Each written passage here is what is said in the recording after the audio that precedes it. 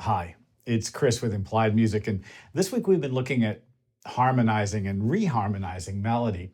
In the last video, I talked about the Antonio Carlos Jobim song, One Note Samba. Now, what makes it interesting to me and useful for our discussion is how a single note appears as a different factor in a series of different chords. It's a great technique. It's been used in a bunch of other songs, but I think rarely to as powerful an effect. So today, let's dig into the classic bossa song, One Note Samba.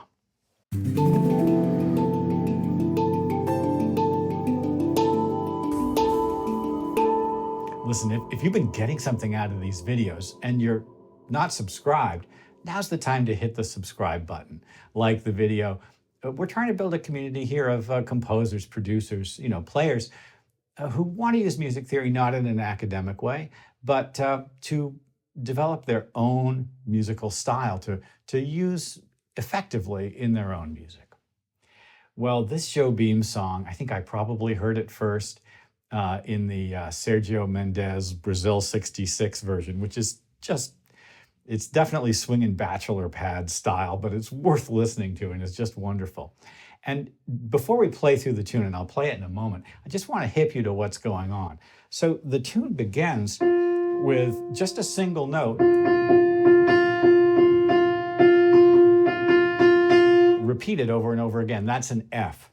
And what Jobim does is first the F is the minor third of D minor 7, and then it's the major third of D flat dominant. So that changes actually the Neo-Riemannian slide. It's like a real sort of Western music theory concept. He goes on, then we get C minor 7. It's the 11th. Then we get, and this is so beautiful, it's the flat 5 of B7. So what we've heard is D minor 7, D flat 7, this beautiful 11 chord, and then the flat 5. And that repeats. Well, listen, if you don't know the song, I should play through it. So let's do that now.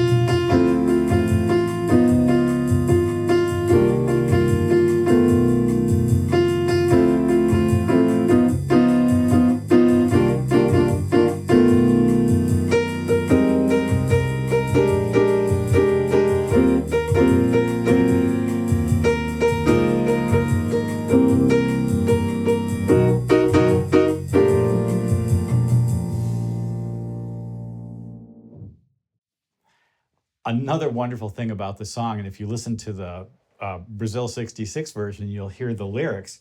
The words talk about the function of what's happening. This is just a little samba built upon a single note. Other notes are bound to follow, but the root is still that note. And that was exactly what we talked about earlier. There's the minor third. It becomes a major third, then it becomes the 11th, and then it's the flat 5. That repeats.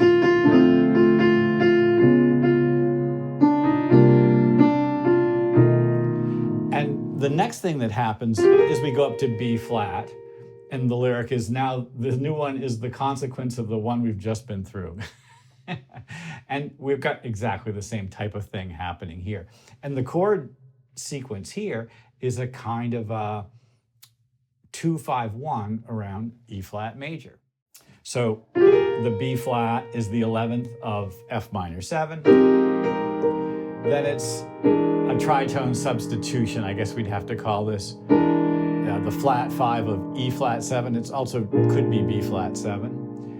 It's the 5 of E flat major, and then it's the 9 of A flat 7. And it's, again, the same note again and again.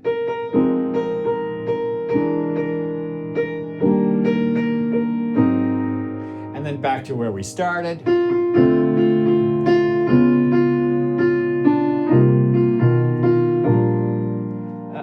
Melodically, we've had two notes.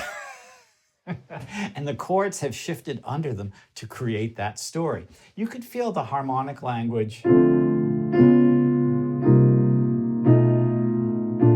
heading to B flat, can't you? So the chords themselves create propulsion. They give us a sense of motion.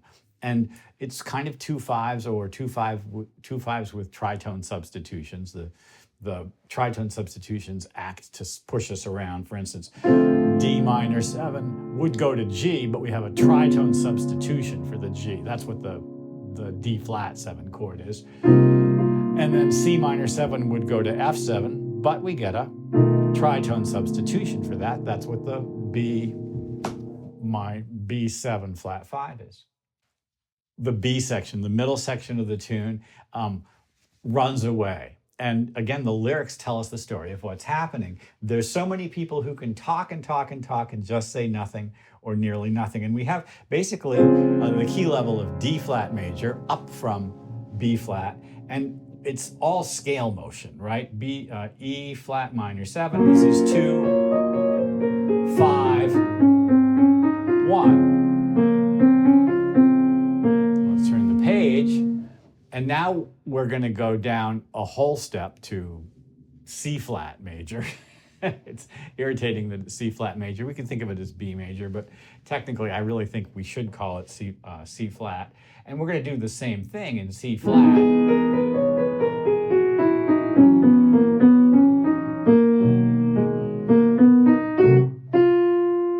I've used up all the scale. It says all the notes I know is the lyric that I know. I've used up all the notes I know, and at the end, I've come to nothing or nearly nothing. Running at the mouth. We all know people like that, like me. I love the sound of my own voice. And then we're back to where we started.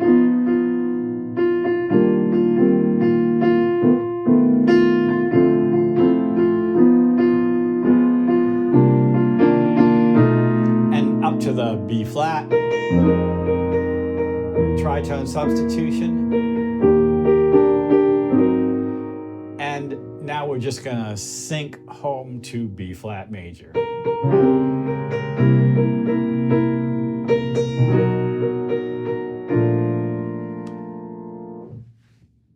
The song is an exploration of an idea, right? And yet it also just kind of like is just a beautiful, propulsive, engaging melody with, in the verse, two notes. And the propulsion is the result of the relationship between the melodic tone and the harmonic progression, right? The harmony really does progress from outside our target, B flat, down to it. And that motion as it sinks down towards our home key is what gives us that kind of like feeling of inevitability as the single note stays there on the top of it. The question arises in the listener's mind, when are we going to get there? What's going to happen? This kind of thing just appeals to me enormously. Well, try it for yourself. I think you'll find that it's an interesting technique. My teacher used to call things like this melodic axes. And this is the most stable melodic axis that you can possibly have, just a single note repeated over and over again. Well, I hope this has been useful. Like and subscribe. Ding the bell to be notified when I do my videos. I'll see you next time.